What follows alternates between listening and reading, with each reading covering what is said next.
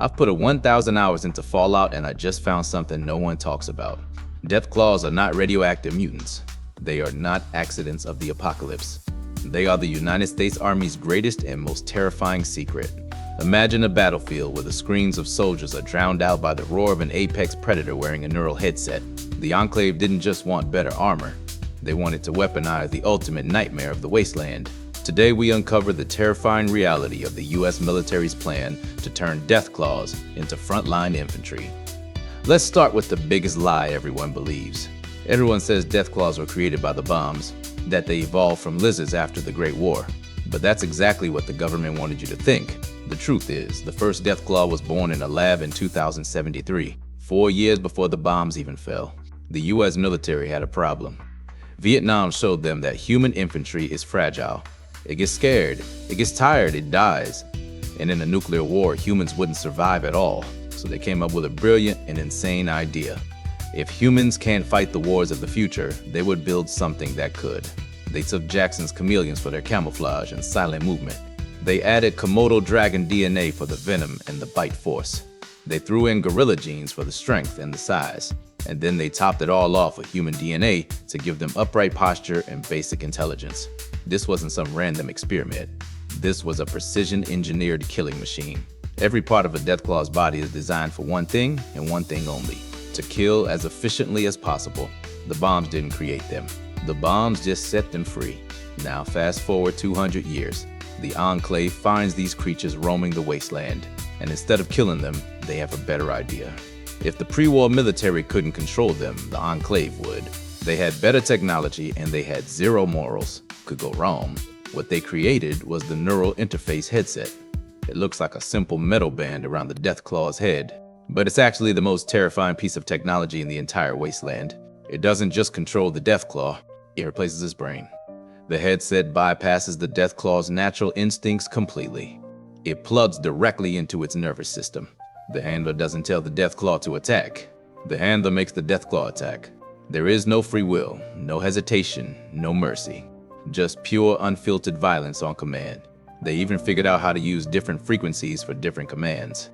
One frequency makes them charge, one makes them retreat, one makes them stop completely, and one frequency makes them self-destruct if they ever get out of control. At least that's what they thought. Now let's talk about why this was such a game changer. Before the Deathclaw program, the Enclave's army was just power armor soldiers. And power armor is great, but it's expensive. Really expensive. A single suit of XO1 power armor costs more than an entire village makes in a year. A Deathclaw, on the other hand, costs almost nothing. You feed it raw meat, you lock it in a cage, and it's ready to fight. It doesn't need pay, it doesn't need leave, it doesn't complain. And it's way more dangerous than any 10 power armor soldiers put together. The Enclave developed the perfect squad structure. One power armor handler with 3 Deathclaws.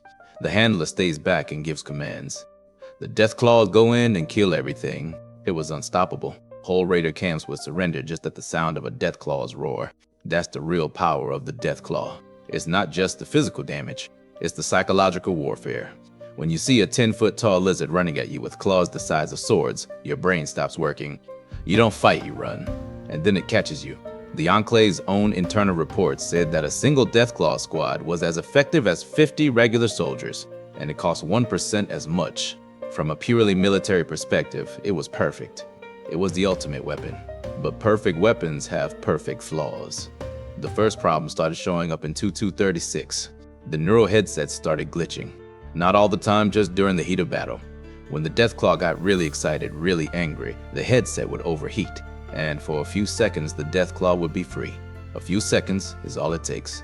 In those few seconds, the Deathclaw doesn't care about commands. It doesn't care about friend or foe. It just kills. And once it tastes human blood, it doesn't want to stop. But that wasn't the worst part. The worst part was what the Enclave scientists discovered next. The Deathclaws were evolving, and they were evolving faster than anyone thought possible. They were getting smarter, much smarter.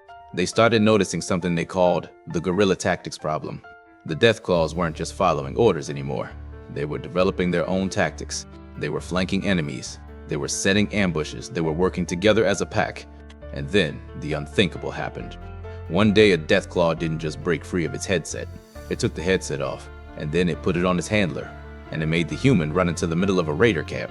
That's when the Enclave realized they had a problem. They had created a weapon that was smarter than them, a weapon that could learn, a weapon that could hate, and a weapon that knew exactly how to kill the people who had created it. The program was officially shut down in 224-2, but it was already too late. Hundreds of modified Deathclaws had escaped into the wasteland. They formed their own packs, they built their own societies, and they never forgot what the humans had done to them. That's the legacy of the Deathclaw program. The Enclave wanted to create the perfect soldier, but they created the perfect enemy. An enemy that is stronger, faster, smarter, and more ruthless than any human could ever be. And here's the part that should scare you. This isn't just science fiction. Right now in 2026, we are developing our own versions of the Deathclaw. Autonomous killing robots, gene-edited soldiers, biological weapons. We are making the same mistake the Enclave made. We think we can control these things. We think we can build weapons smarter than us and still be the ones in charge. But history shows us that never works. The moment you create something more powerful than yourself, you lose control. The Enclave learned that lesson the hard way. They built an army of monsters to conquer the wasteland, and in the end, the monsters conquered them. So the next time you're playing Fallout and you see a Deathclaw running at you, don't just think, oh, it's another enemy. Stop and think about what it really is. It's a 120-year-old military experiment that went wrong. It's a weapon that turned on its master. And it's a warning for all of us. Thanks for watching. If this changed the way you look at Deathclaws, hit subscribe. We're gonna keep breaking down all the hidden secrets of the Fallout universe. And let me know in the comments below. If the Enclave had kept the Deathclaw program going, would they have conquered the entire wasteland? I'll see you in the next video.